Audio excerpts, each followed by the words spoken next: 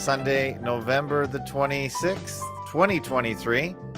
It's almost 8 p.m. Toronto time, New York time, Eastern Standard Time. This is the Fakeologist Show. We do this show Sunday through Thursday around 8 to 8:30 p.m. And we talk about media fakery, 9/11, coronavirus hoax. We talk about just about anything you can think of when it comes to fakery and the deception, and we get into all kinds of stuff.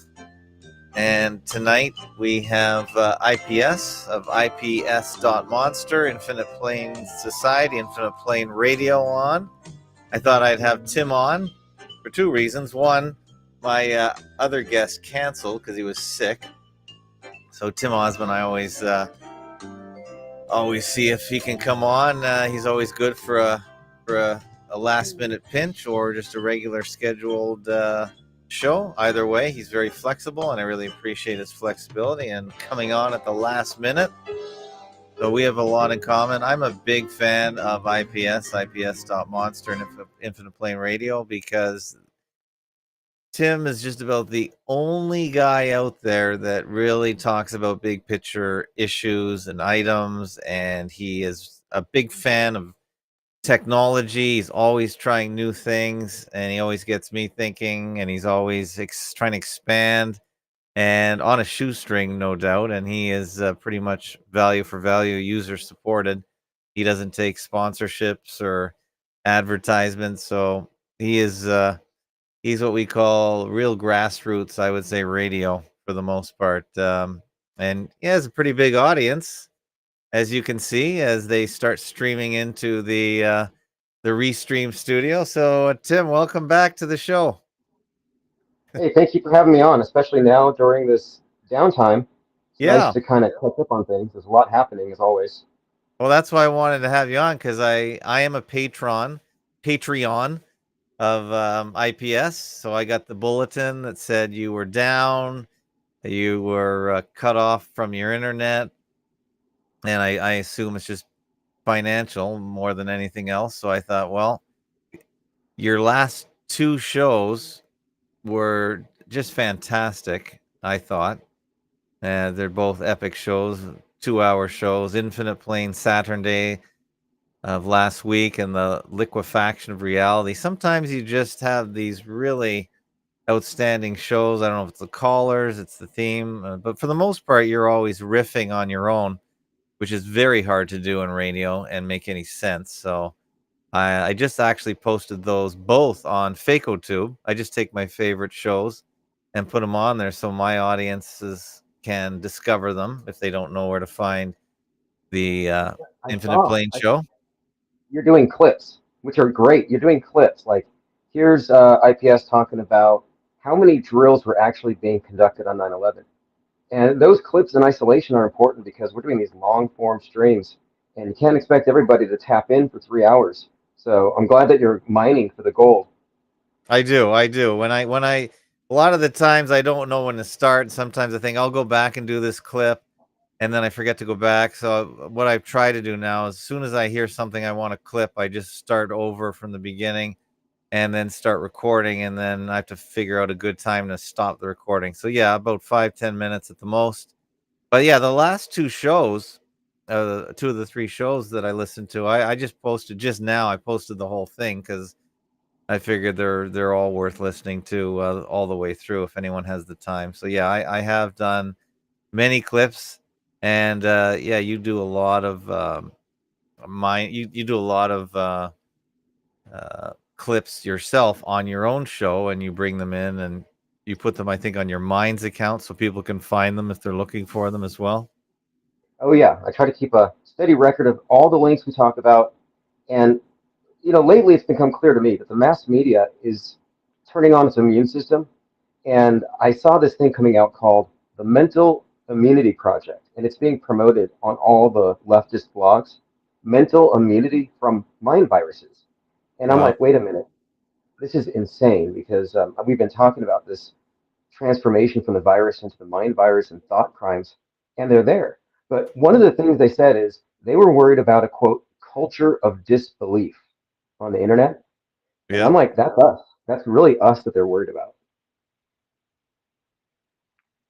And they call whatever they don't like, whatever doesn't fit the party lines, they call it hate speech, which is going to be just about anything and everything you can think of. I mean, the number one hate speech, of course, is anyone that questions the official narrative of the Holocaust. And that's a big one. And I've never really got into it too much. And I don't think you talk about it too much overall. But there's a whole segment of people that talk about it, defend it. And because Israel is now at the top of the news cycle, there's a lot of Yeah, people like me that are learning about it again, all over again. It's not a topic I really want to get into too much. Apparently, it's now criminal. It's in the criminal code in Canada as of this year. They slipped it in an omnibus bill because they were too cowardly to put it out on its own. They rolled it in with some other bill that nobody really noticed. And I believe now it's criminal to question, I don't know, just some of the details of the Holocaust. And right. people might, yeah, that's going to happen everywhere. It's already illegal, of course, in Germany. But The problem with that is, like, to me, it's Mhm. not about the issue itself. It's about how the issue has been commandeered by a very specific interest group who don't see everything as fake, but just this one thing, and everything else is real. So they're not even close to the truth, even though they may have some idea about the level of fakery in the world. So it's not even a subject you can go into because it's been dominated by this controlled opposition this entire time. And none of the people who are focused on that recognize the bigger level of fakery. I've been calling this the forest and the trees, where a lot of truthers lose the fact that there's a war, that the fakery is very widespread because they focus on one or two like key issues. And those Yes. issues to me are usually just worthless as far as getting the big picture view because there's just too much invested into it. And again, it's the forest for the tree thing. They miss the big picture. You're right about that. But the problem is that they're going to take a very simplified issue where people just question the official numbers, the 6 million number. They've taken that, and people have got their sides, and they made a big deal out of it, and they made it criminal now to question it, and they're just going to take it ad infinitum to if you deny this and deny that. And just before I came on tonight, I saw in the media here in Toronto that one of our parliamentarians wants to pass a law criminalizing residential school death denialism, which means that if you deny the official number or the official story that the British or the Canadian residential school system for Indians ended up killing a number of them, I don't know, deliberately or by accident or by abuse, then that they want to criminalize that. So this is this crazy slippery slope. And I said, well, my whole website questions everything. So will this whole website be will this be denialism.com? Yeah, no kidding. No kidding. What they're actually making it the slippery slope thing. They're making it the case in the minds of the public that we need to censor certain information because if we don't, it Yes. creates hate and it creates mass shootings. So they created this direct conduit from the internet to the radicalized individual who's radicalized on information and then their violent actions. They've already done this. They've done it with that shooter Robert Card up in Maine at the bowling alley. Totally fake. But the point of it is, they're like, oh, he went into a Twitter bubble and he came out with an AR-15. I mean, that's so unbelievable, but the public believes it. The offense, it says here, we make it an offense to incite hate and promote hate against Indigenous people by denying that residential schools happened or downplaying what happened in the institutions. So this doesn't even really make sense. I don't think anyone's denying that there were residential schools where they were trying to bring native Indians into the British Prussian school system, which all of us would consider these days not the best system for anybody, but they weren't doing it to oppress or destroy Indians. They were trying to help them. And the whole idea that many were killed or injured and then buried on the school lands. This is a big deal that happened in Canada, and I don't even know if I don't even remember hearing anyone questioning the numbers necessarily, but they just want anyone who speaks badly about this to be criminalized, which, it's crazy. Yes. What they're doing is they're creating what I call contemporary myths, Yeah, and then you have secular blasphemies, and they're trying to create blasphemy laws, and it's becoming more and more religious yeah. and belief and emotion based rather than fact oriented. It's a bad trend all around. And that's all we do on my site and you on your site. We just question the stories because I think you said, like Socrates, the best place to be is to be a skeptic. And the media has lost our trust a long time ago, and they can never win the trust back. Yeah, yeah, absolutely. I've been talking about the proto skeptics, like Pyrrho, and their skepticism was really a process of suspending judgment until you can know it, rather than believing something that might not be true. And they said the long-term consequence of this was peace of mind. And I think it's by design that the mass media inundates us with agitating propaganda because they don't want peace of mind. I think that we're in mind war, and they maintain peace through war, like 1984, war in our heads. And I'm unplugged from the 24-hour news cycle because I think if you're plugged in and you habitually react to every story, you just kind of tacitly give it reality when it may not be real. So, in other words, yes, if you're not skeptical, you're going to be flooding yourself with an undue amount of stress, unnecessary level of fight or flight responses, and everything else. I mean, I think the media is a drug and it's very toxic. Absolutely. Now I'm just looking through your minds.com. So you normally do a show every other night, every night for an hour or two. You take caller inners, and we welcome all these guys onto tonight's stream. I'll just say hi to some of the many people that you often do. We see Diana South. Hello. We see Thirst. We see Phantom Detectives. We see Frank Murr. We see Let's Go. We see Nico Tramas, Reverse History, Kevin Mooring, D33. Got lots of IPS people in the house tonight. Thanks very much. Mango Penguins, Mom with Sans. Yeah, you've got a very loyal crowd that always comes out. John Cordone, I think, is in my channel tonight. Greg Shantz is in mine. Moon Harvest is in mine.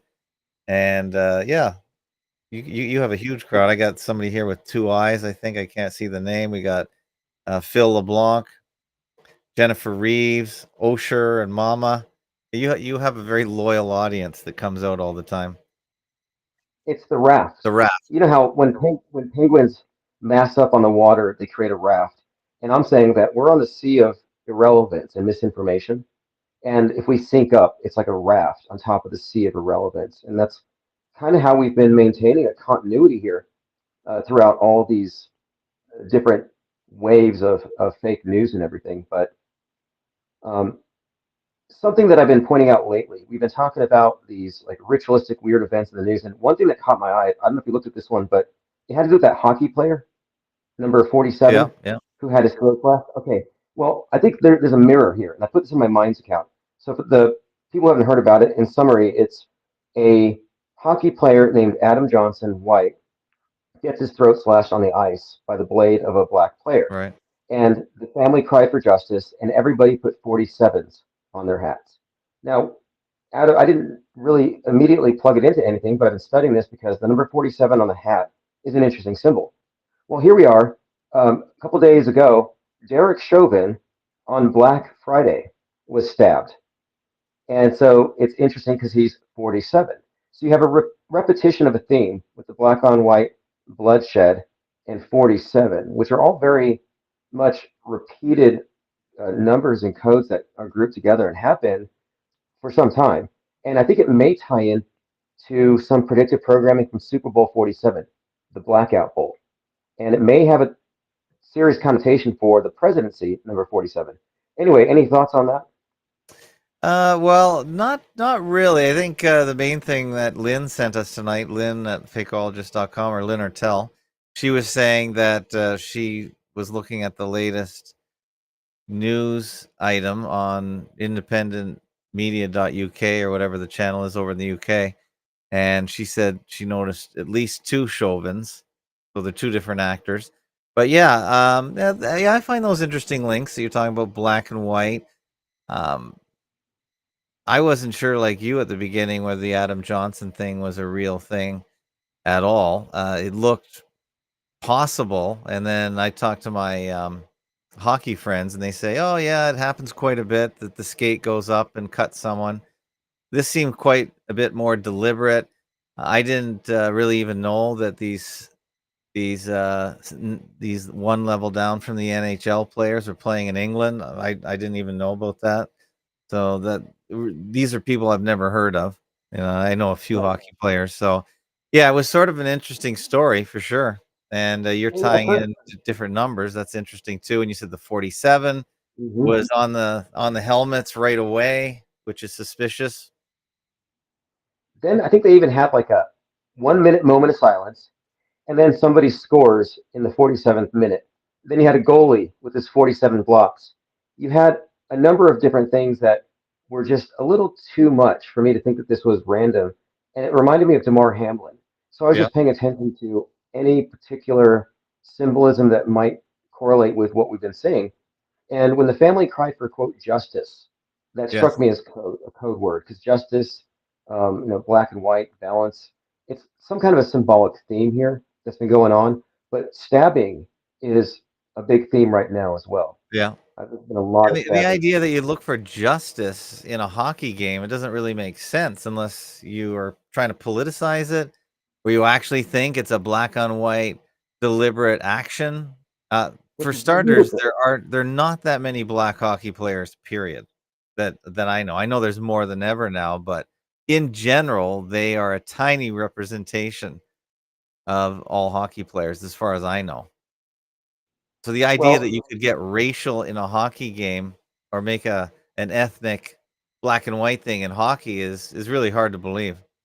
it's hard to believe. And I saw immediately that a number of right wing provocateurs who are very closely connected, Lauren Witzke and Stu Peters, jumped on it Yeah. and they claimed it was a racial hate crime. And I don't know if they're being ironic parodies of extremists or what, but Mhm. it was thrown out there. And so I tend to think the thing was fake. If an event is immediately politicized and ritualized and turned into some kind of a like martyr theatrics, I tend to think it's fake. Yeah, I do too. I didn't know if you had your jugular or your carotid artery sliced open, would you be able to get up off the ice and skate away? Isn't it rather instant when your blood pressure to your brain drops right away? I know you were in decedent transports. You probably have a little better idea of what are some of the consequences of these really life-threatening injuries. Does it make sense you could get up and skate? Because he skated around off the ice with a little help, but would you be able to get up at all? Yeah, I kind of don't think so. And one more thing, his first season on the ice was 46 minutes and 52 seconds, like very close to 47 minutes. And again, the 47, everyone wearing it on the helmet, wearing it on their hearts, Yeah. that harkens back to the 7-4 Parkland High shooting where a guy had a 47 tattooed on his head and he shoots up a Fourth of July parade. But that's when Trump started wearing the hat with the 45 plus 47 on it. So Oh, really? again, this is the shooter who was obsessed with Oswald. So you have a lot of like a subtext here of the central, I guess, tension in America being highlighted here, and it's done in some ritualistic way. And if you get into the weeds with the whole Masonic stuff, the number 47, there's a lot more there as well. So anyway, yeah, I rolled this off as fakeable. And ever since I've been following Jake the A-hole's takedowns of the NFL, it's Right. becoming increasingly clear. Like, did you see the one where he showed player 9 and player 11 just fall for no reason at the same exact time?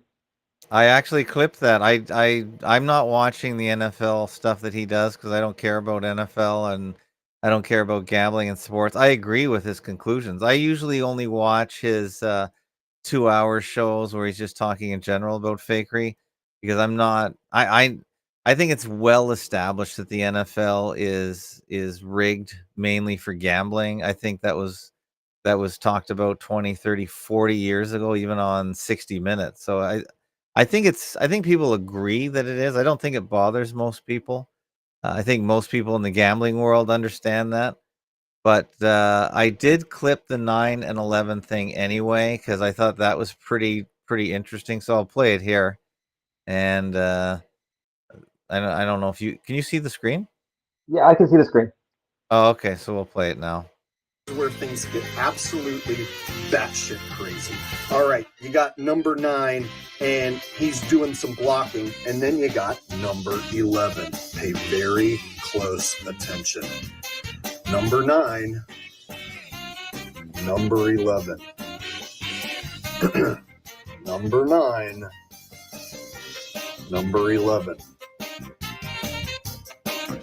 Watch both of them at the exact same time do something very strange. Number 11, no one's even touching him. Now watch this. Goes for a dive.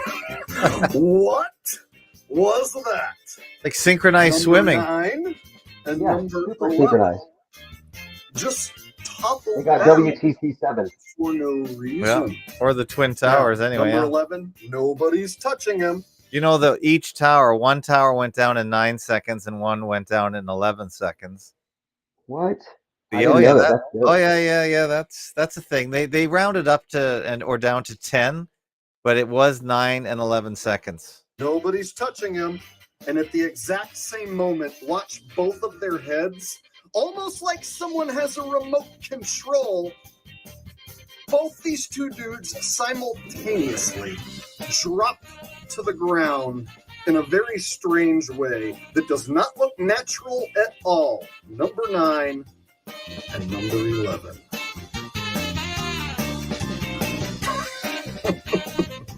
They probably have headsets in the helmet. Yeah, Yeah. he And didn't. this guy, he goes all the way. Touchdown! There you go. Let's see what Charger Lady's reaction. Anyway, yeah, that's a good clip. I clipped that out and I put the show link underneath for you to watch the whole Jake the Asshole YouTube. I've typed Jake the Asshole into YouTube search and it doesn't come up. Interestingly enough, I'm subscribed to him, so I have to usually go through my subscriptions, but they don't help you find him on YouTube. Interesting. Well, I get the idea that there is an immune system within the mass media where they're reacting against people who abjectly deny their science, flat earthers. We saw what they did to the internet because of that. Now I'm seeing reactions against auto hoaxing, this culture of disbelief. But now the new thing is I'm seeing responses to people calling out fake sports. There's some kind of an interaction between people waking up and the liars trying to maintain their lies. And it's becoming increasingly evident that I almost get a sense of desperation at points. I think there is with regards to the whole Israel thing as well. I don't know if they've engineered it so all the young people are basically ignoring the whole atrocity propaganda that Israel said Hamas does, because the demonstrations en masse around the world, I don't think we can argue with them as fake, are pro-Palestinian. So I think the young people, at least the people that go out and make a lot of noise and march, they are not buying the Israeli side of the story. So those Not at people, all. yeah, Right. and the Israeli side is really the only side apparently that has the propaganda about what the official story is. Although I think the British and Americans and CENTCOM, they control both sides of the story, the dialectic. But the one that they're pushing hardest is this is Israel's 9/11. They even tried to pick a set of numbers, 10/7, just to try and make that ring in people's ears. I don't think any of that's working though. Is that just because the young people don't buy it for whatever reason? Yeah, I think that's definitely it. But I think this is by design. Like, I think what they have done is they want to have the anti-establishment rallying around something like they did They got them to rally around George Bush. Like Netanyahu's the new Bush, and there've been many parallels. It's an inside job, and they definitely said that 10/7 was the equivalent of 300 9/11s for the Palestinians and 15 9/11s for Israel. They Right. really played up that. I mean, it's just That's, yeah. It doesn't that show you like there's a couple narratives that are so important. The one I harped on and have harped on the most is 9/11, and people always ask, well, why you keep talking about it? And I said, well, because it's gonna be if you understand 9/11, it unravels everything after that.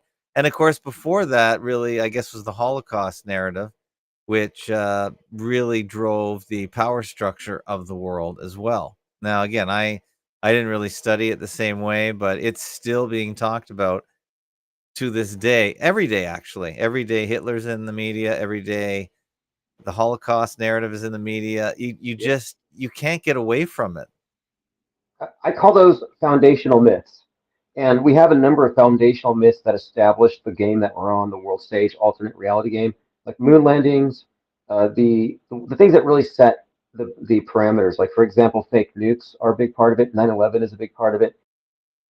Temporary myths, the pillars that hold up this house of cards. I mean, it's really that simple, I think. You break down these big ones, and you can kind of see how fakery is far more widespread. You can see the forest instead of just the individual events.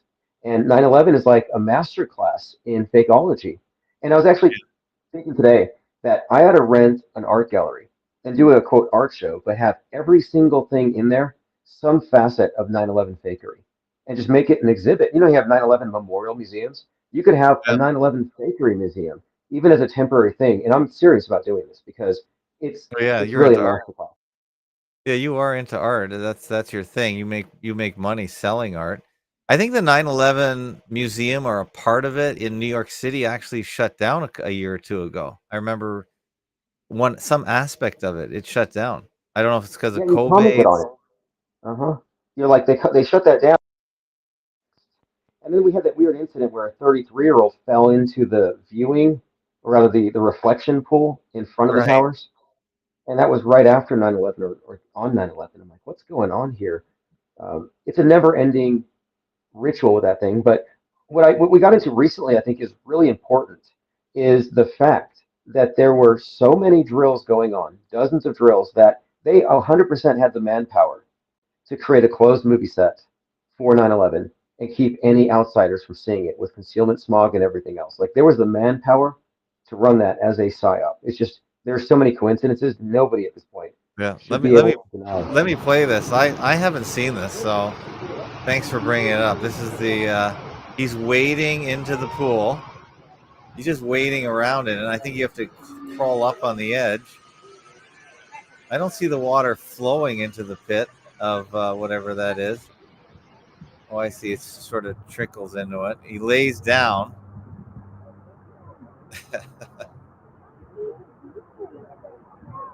And of course, somebody's videoing it, of course.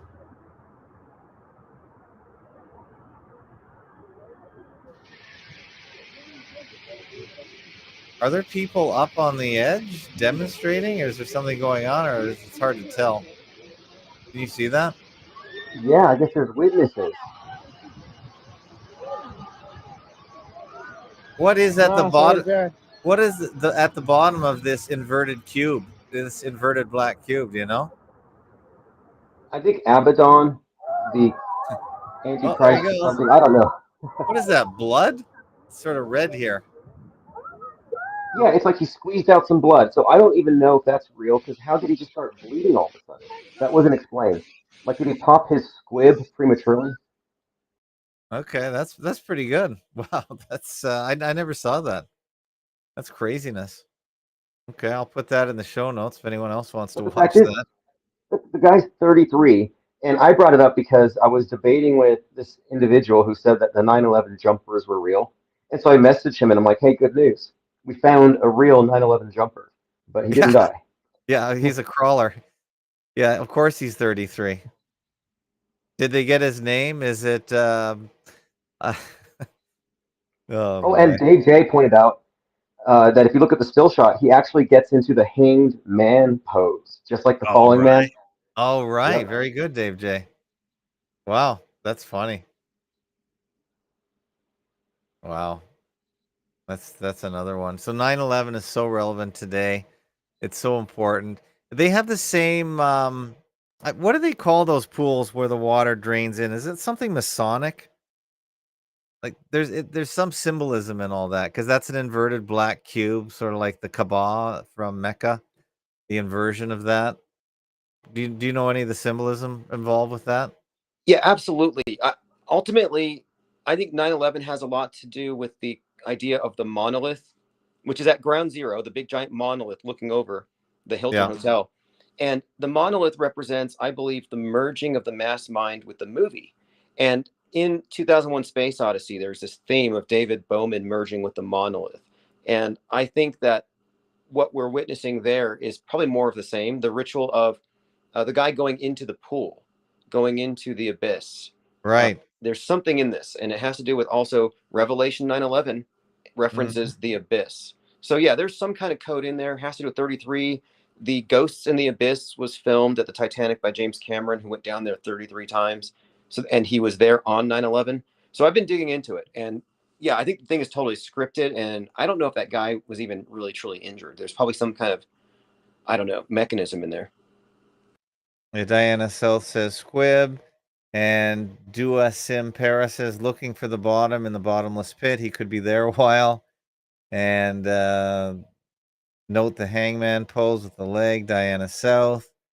Yeah, lots of good comments there. I can't read them all, but I don't know if you can read them. Your Yeah, audio just got a little better. Did you tweak something? yeah. Actually, what happened is my headset died, and so now I'm back on the iPhone speaker. Yeah, the iPhone speaker actually sounds better.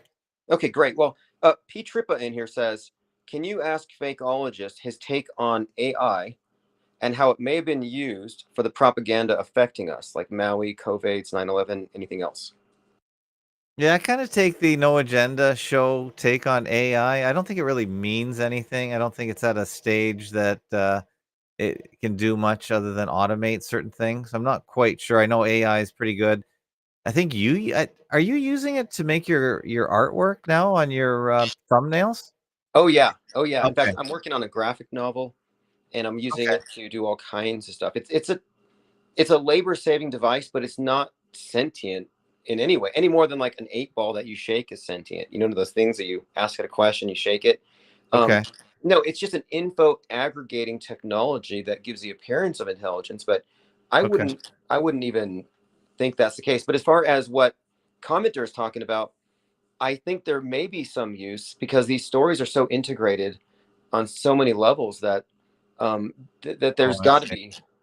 But as far as there being some kind of like higher Hmm. power AI, I don't think Oh, so. so when they're so they give a list of generation factors. So for instance, they'll say use these numbers for the ages, use these scripts for the scripts, use these words that are in the media. So you want to integrate a reality with fakery to give it more believability. That kind of AI, you mean?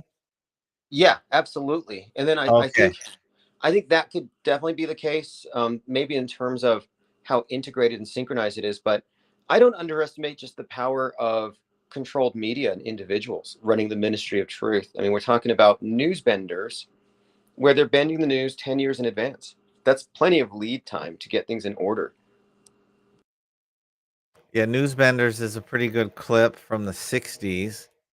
I put that on FacoTube. Just type in Newsbenders in the search term at the top. And here it is there. It's pretty good. 1968, it says here. I'll put that in the show notes. It's definitely worth watching. That's more. Now, you don't like using the word revelation of the method anymore. You use something else because I think that's what you said. Yeah, the thing with revelation of the method is this: it's used by people who still think the things are real. So their theory is that the bad guys are gonna do bad stuff, but if they Mm. tell us in advance, they get our permission, they're not karmically accountable for it, which to me Yeah. is just mumbo jumbo. And I'm Yeah. like, okay, that sounds fun, but when you really analyze it, it assumes the events are actually real. And so it's a major misdirection line. And anybody saying revelation of the method is being spoon fed Mental by Infowars. Got it. So we shouldn't use the wrong terms. We shouldn't use their terms because it feeds into the myth. So all we're doing is reaffirming and confirming the myth. So we should not Exactly. use that term. Oh, I got it. Yeah. The only thing we can honestly say about predictive programming is that it's conditioning the masses to accept as inevitable whatever extraordinary BS the news presents later. It's as simple as that. It's conditioning and boring neuro pathways. And that's why Right. it's so pervasive and it's everywhere. It's not just for 9/11. I mean, everything you watch in the news bent media is truly, I think, if it's mainstream, geared on some level towards this singular vision, even if it's just the fact that the movie assumes the world as is. You know, it's just a built-in bias, what I'd call the consensus bias. They have a built-in prefabricated worldview that everybody plays on. It's like a fictional universe, is what you would actually call it. Yeah, so I agree with you. I think what it does is you watch it, it creates a neural pathway to acceptance in your brain. So you already are aware of it because you've seen it. You're not quite maybe certain if it's true or not, but that pathway is now in your brain. So the next time it comes down as a fake story, you're more likely to believe it because that pathway is already cleared in your brain. I think that's exactly what it does. And then second, you've come Mhm.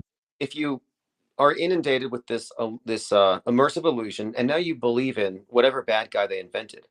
Then you're in schools where they do drills predicated on this, and then Yeah. you see the news. And so what they're doing is just like the movie The Village. Is they're using sort of like hypnotism or suggestibility to implant ideas and implant narratives that they certainly play on later. I mean, it's very sophisticated.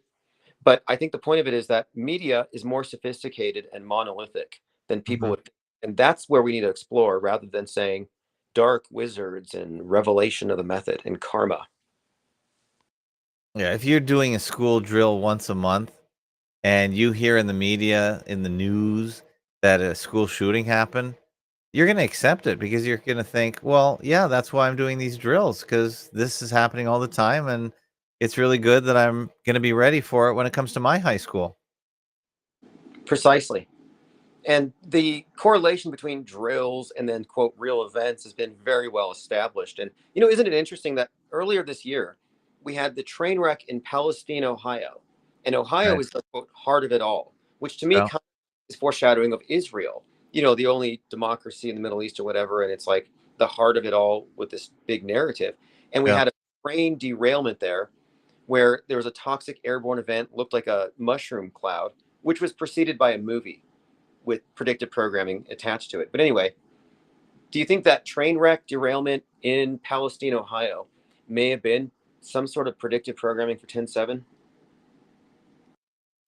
I don't know, but it does make me think of do you remember the video in the Beirut explosion where they blew up the port? They said there was thousands of pounds of ammonium nitrate, Yeah, and yeah. everyone was going crazy looking at the video, which was probably fake, but it was a mushroom cloud. There was all kinds of a big explosion that looked like it took all the oxygen out. Maybe I'll try and find that. Do you remember that? I I do. think that yeah. I believe it was on the 75th anniversary of Hiroshima and Nagasaki, But or the yeah. same month. Like there were two blasts.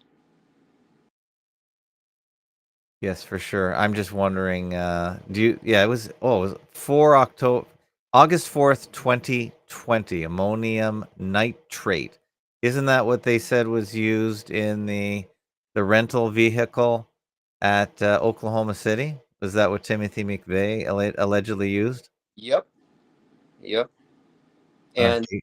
Here's the disturbing content on the screen. There are troubling new allegations tonight about that deadly I want port to I want to I want explosion to in see the Beirut. explosion because Sources have told that was the big deal. in video from the day of the blast, you can see white flashes, what appear to be fireworks, going off before the massive explosion. Oh, that's the one there. A former port worker told So the we Guardian newspaper So we he have warned no for proof years it that was this is anything other than an Independence Day animation, do we? we don't. That's pretty much it. It looks like that too. And you know, how often do we find stuff where it's like, oh, look, this explosion we're seeing was actually from a few years ago, or we've had footage from firing ranges at night broadcast as some kind of military action somewhere else.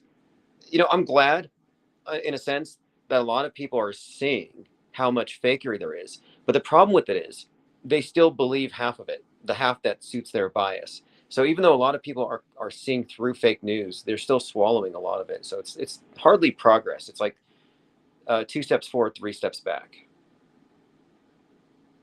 Yeah, well, the only good news is the generation that believed or still believes in the TV and the moon landings and JFK and watching the news in general, they are dying off at just the normal rate at least. So they're going away. So that audience that feeds the mainstream media, they're dying. So the mainstream media is dying at a commensurate rate, at the same rate as they're going away. Yeah, that's definitely the case. And that's why I think a lot of what we call controlled opposition is really just damage control and trying to retain people in their big picture. And hey, interestingly, reverse history mentioned that newsbenders, the big reveal is that after the atom bomb, when they took over the news, it turns out it is being written by some super intelligent computer. Oh, right. Yeah. That twist, like HAL 9000, I think is the info. In 1968, HAL 9000 is when they first introduced this, I think, this new AI god that they're preparing us for. James Cameron's a huge part of that. Skynet, Pandora. This idea of, he even said in a recent article that if there was AI and intelligence, it would be using deep fakes to get mankind to destroy himself without destroying the environment. What do you think is going to happen? I'm just looking on the Infinite Plane Minds account. So that's the best place to see your research that you're going to talk about on your shows. Is that correct? Yeah, this is my stacks. In fact, one of the things here is from yours. It's Jim and Fake Nukes Phil. Great Yes. chat, by the way. Really good chat. Yeah, they have good chats. Fake Nukes Phil is on the cutting edge of at least talking about the fakery in a more, just in a different way than I do, that you do. At least it's a third voice, which Yes, and he said something really, really, I think, astute here.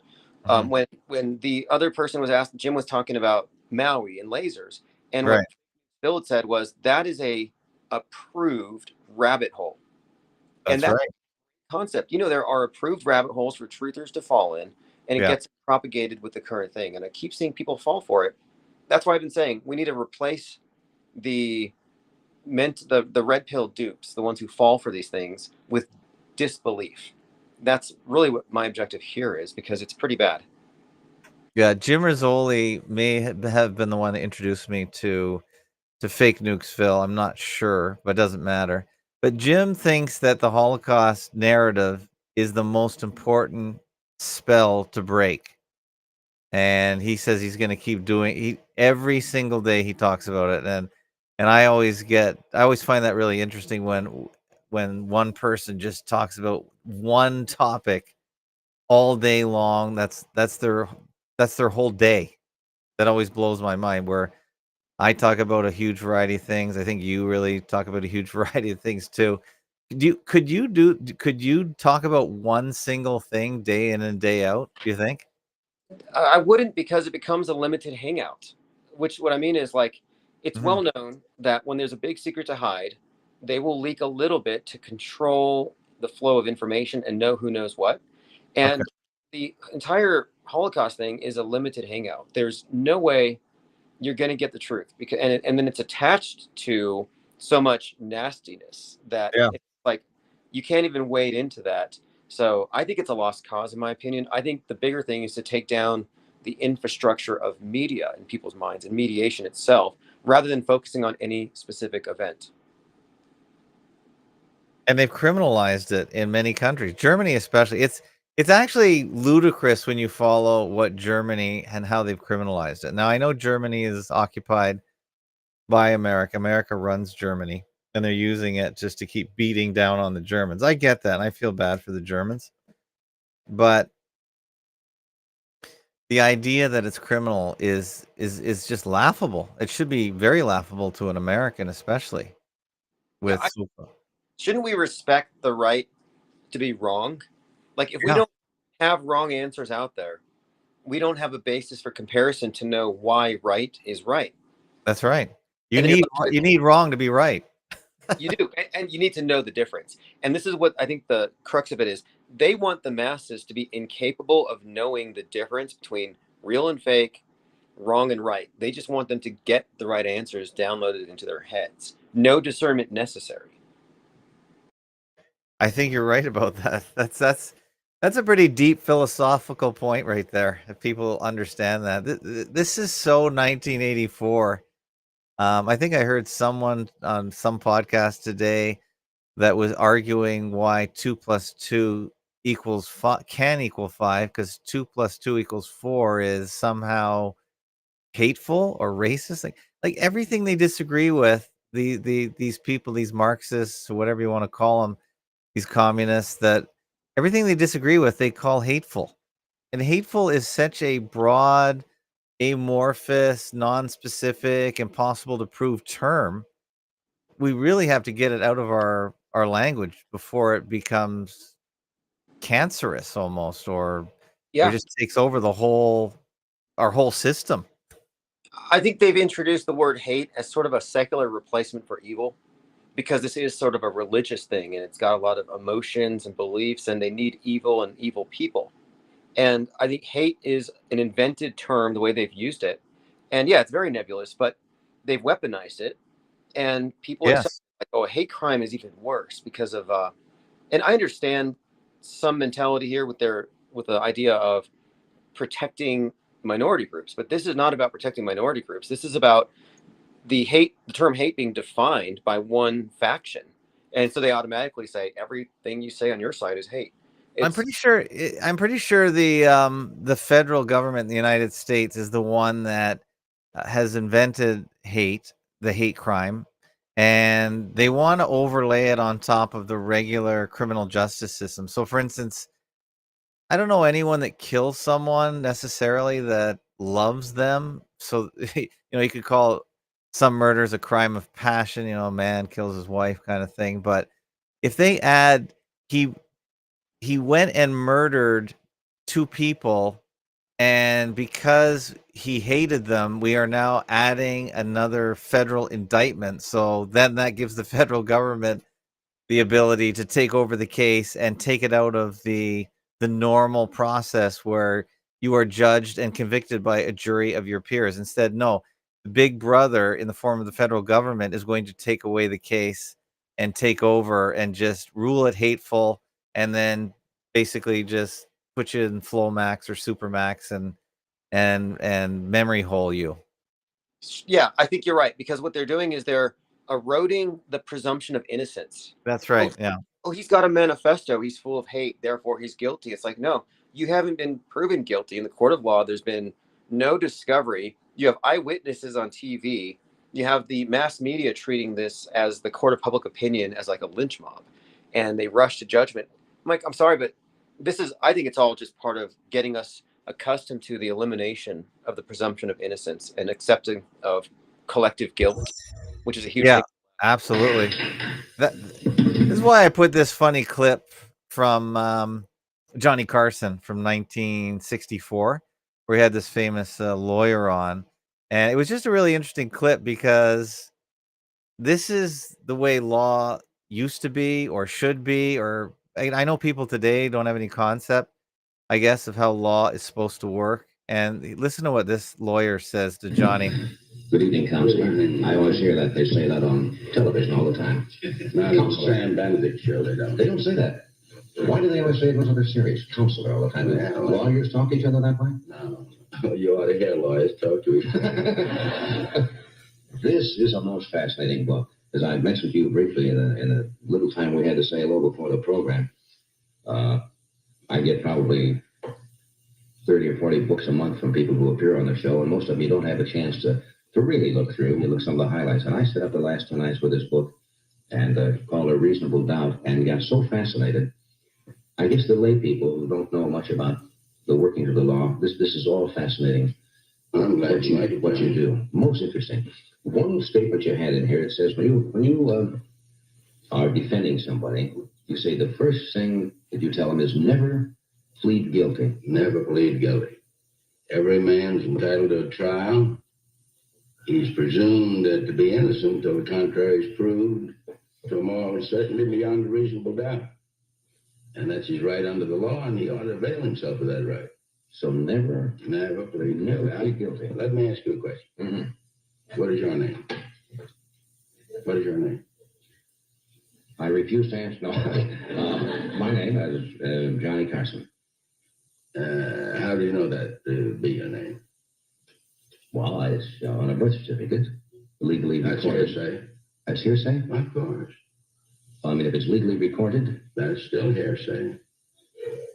Suppose you were born, and I must assume that you were born because you're here tonight with us. There's a certificate made out not by you, certificate made out by somebody else. That a boy child was born to Mr. and Mrs. Carson, and that he was named Johnny. Mm-hmm. That doesn't mean that you know that to be the fact. That means you have read that to be the fact. Okay? Yeah, I see what you mean. In other words, I only have to go by what is recorded. You're pleading guilty to something that you don't know of your own knowledge.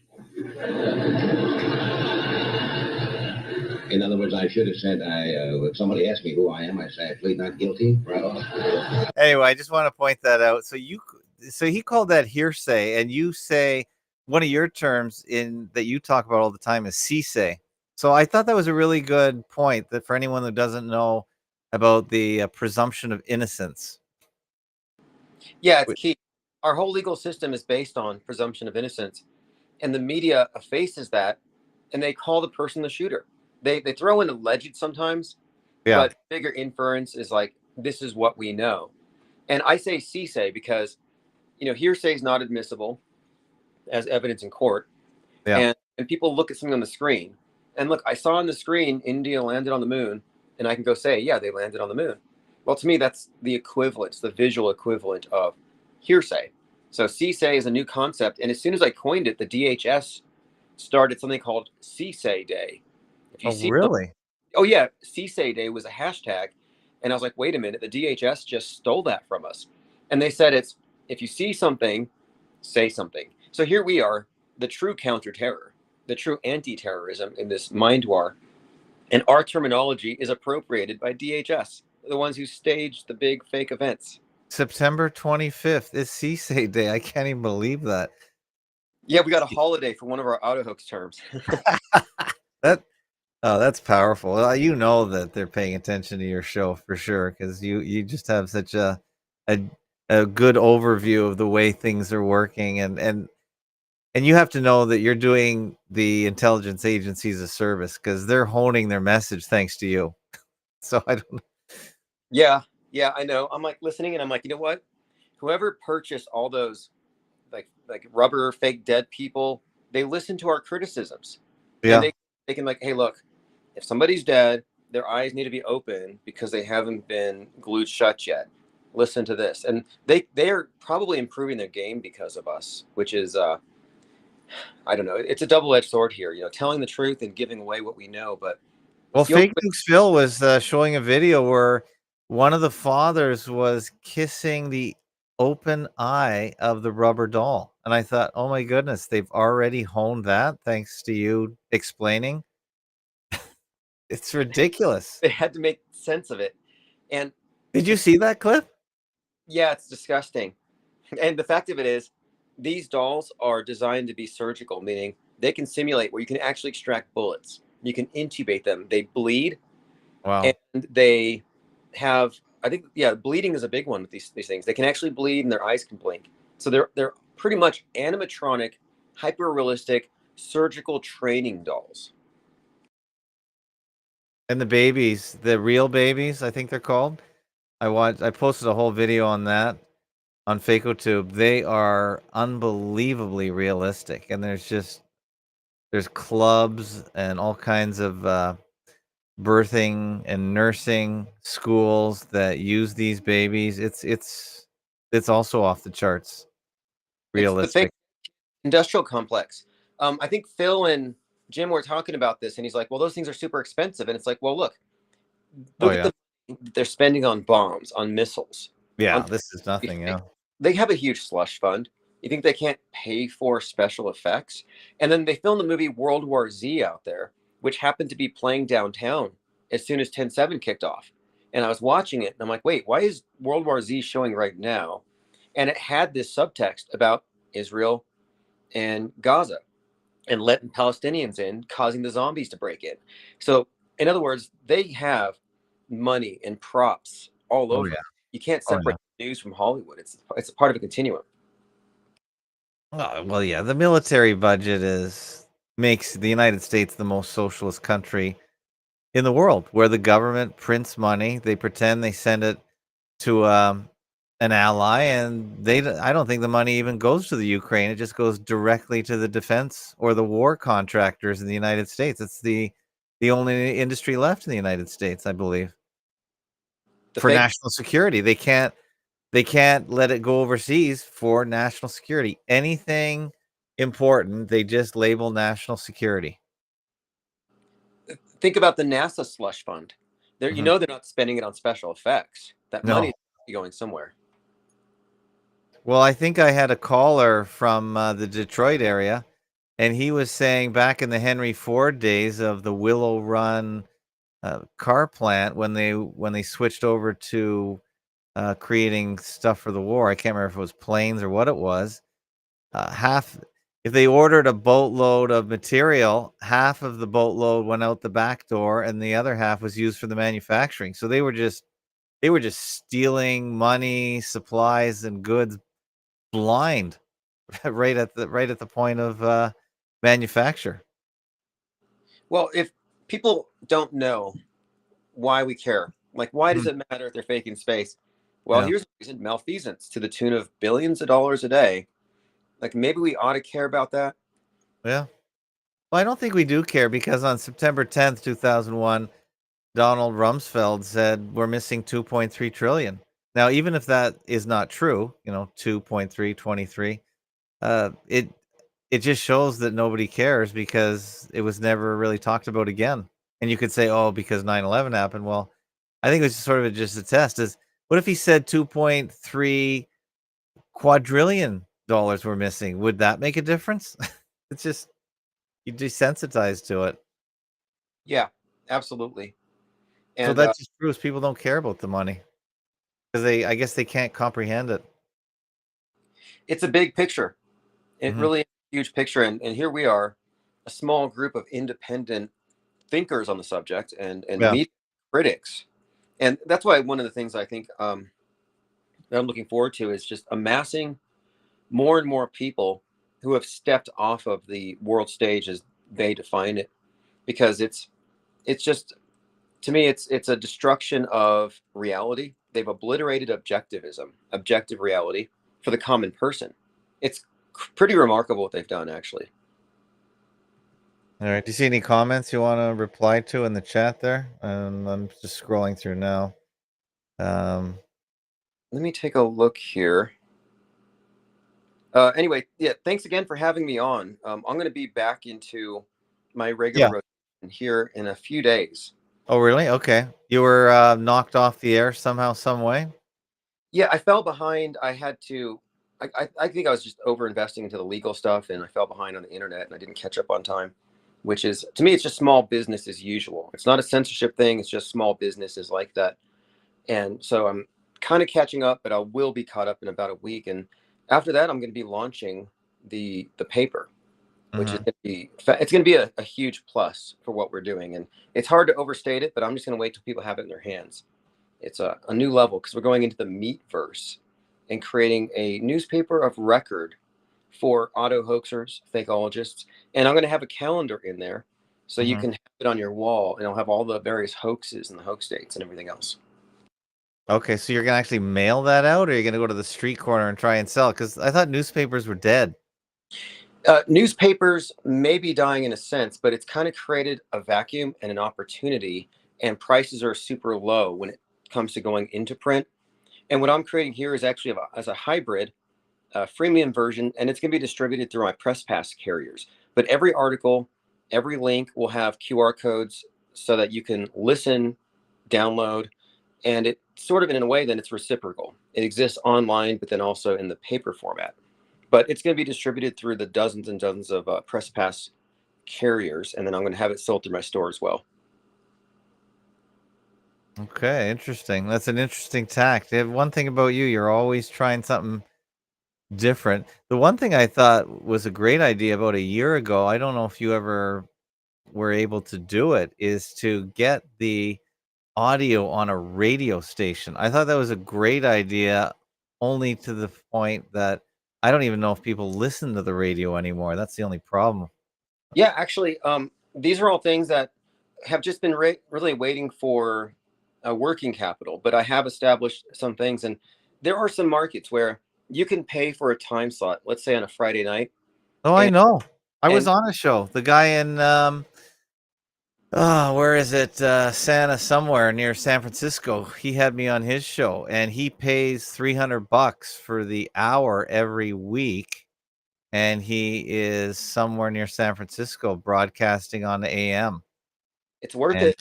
I mean, if you can hit 50,000 people per quarter hour and get a few new callers, mhm. it's to me, it's the best form of advertising, just breaking into new markets in that way. And yeah, so I have plans for expanding into the meatverse, which we've been talking about for some time. And this tabloid thing is actually a project that I've been developing for years, just haven't been able to launch it. But over time, everything has improved, and it's unbelievably easy to get into print. And I think it's being sorely neglected by truthers who are very vulnerable to being deleted digitally. Yeah. And think about this. We have Mhm. every single article linked to a downloadable counterpart on archive.org. I mean, it's basically independent of any of these platforms, which is another huge part of it. Does archive.org censor? I don't think they do. And if they do, I'll just basically, it'll either be that or it'll be something that I control myself. But in other words, the content accessible through the paper will not be resulting in dead links later, which is so often the case when you rely on these platforms. Yeah, well, that's why I use my own blog, fakeologist.blog, fakeologist.com, because it's my own data. I own it. And of course, I guess somehow, some way it could get censored off. But for the most part, it's been intact and all the links work. And I go back at least 11, what is it, 2012. So 11 years right now. So That's quite an accomplishment. It really is. yeah, I mean, yeah. really. I think it's worth having your own platform. I don't even trust Substack. I know everyone loves Substack right now because they give you the space, they collect the money. I wonder what cut Substack takes of the money. I wouldn't trust Yeah. them. I love Substack, but it's just too good to be true. And it's probably gonna be the case that some terrorist or somebody doing something. Yeah, a Substack. manifesto will go up. Yeah. Yep, exactly. They'll take that down too, yeah. So I'll just stick to my own blog and my own donation page, and as long as the payment processors don't go down and get woke or get choke me off, I still think it's the best way. So for your site, what's the best website to go to right now for you, and when will you be back on? InfinitePlaneSociety.com is always the best, and that's because you get the newsletter and you'll get notifications. Today's the 26th. I will Mhm. be back on by the 1st. It just depends on what my Kindle royalties look like, but it'll be within the next 3 or 4 days, and we'll be back. And when we're back on, I'm kind of leaning towards doing more of a morning show and then evening show, either same day or alternating. But I want to also start reaching out to the early birds because it's like Okay. it's a whole different group. And of course, I wanted to do this before, so I'll be more engaged here after the next few days. But thanks for having me on because it's been kind of a dark spot here. Yeah, well, for sure. And if next week, if you're not, what is it, the 26th? So December 1st is a Thursday. So if you're still dark next Sunday, come back on and just give everyone an update. That'll be fine. You're always welcome here. I'm a patron of your server, and you are looking, I would assume, like I am, for value people to support and pay for good information. Yeah. The other day, somebody accused me of being sponsored by Pfizer, Bill Gates, ADL, Wow. PLC. And it's like, no, I'm sponsored by fellow auto hoaxers, basically. That's pretty much it. And so everything that people invest here, whether it's money or chats and comments and links and ideas, it's all valuable. It all goes to the same place. But we're definitely supported from within. There's no expectation of any kind of monetization on these platforms. It's a trap to fall into reliance on that, which is why I'm moving into print. I don't want to be reliant on any subscription from any of these platforms. So anyway, thanks for having me on again. And I'll put a link in my newsletter to send people to FakeOTube and your site, your links as well. Your other Yeah. links. All right, no problem. And people need to support independent content.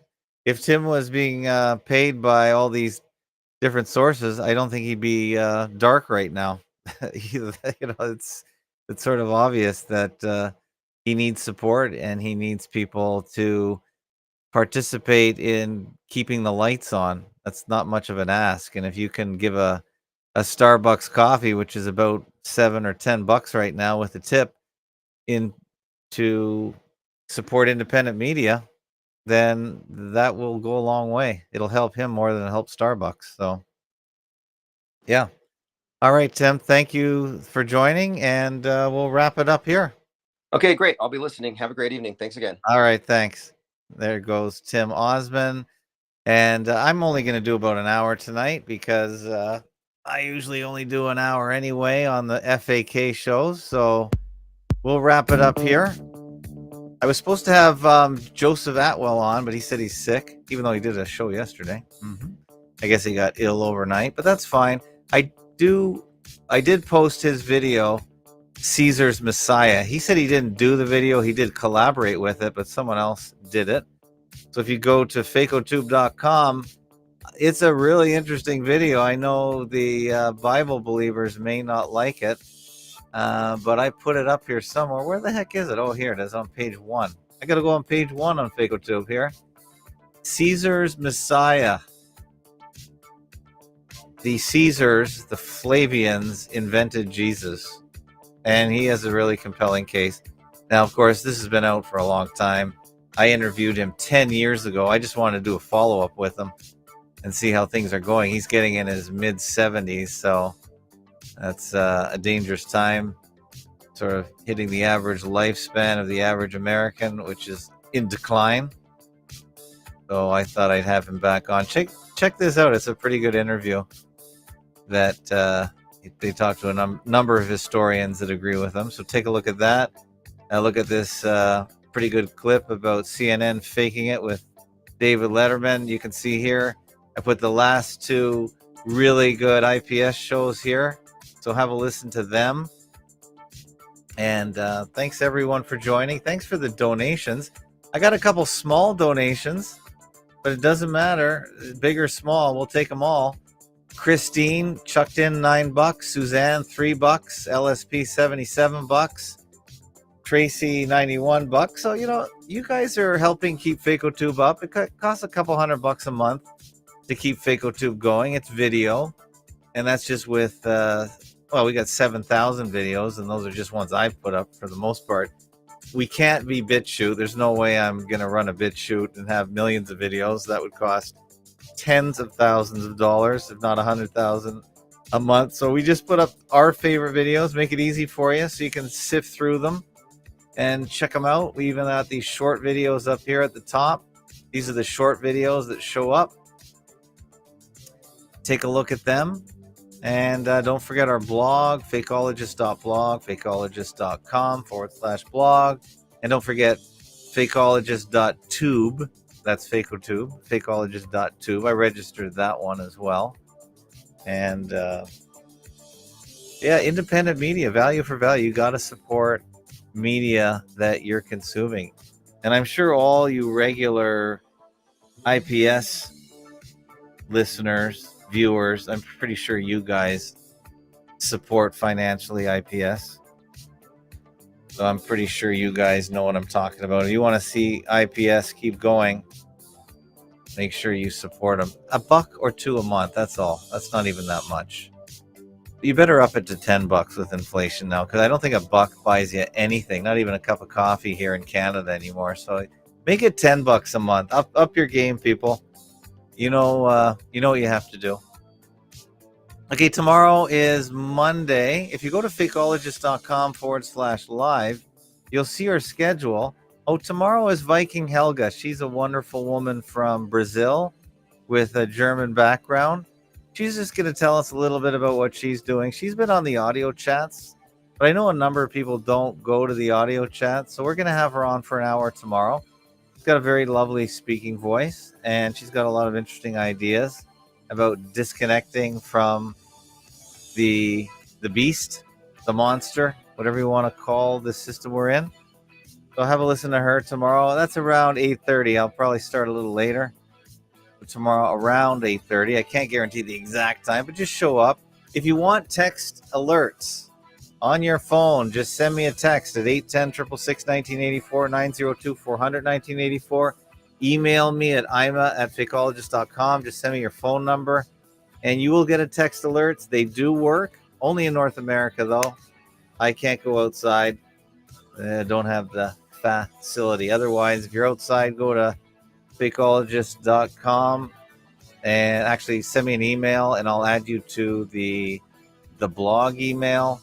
Go to fakeotube.com, subscribe to the Fakeologist channel, and you will get an email.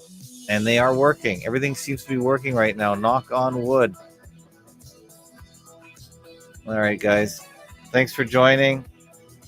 And we will see you tomorrow at sometime during the day. Take care, or the evening, 8:30. Take care. Bye-bye.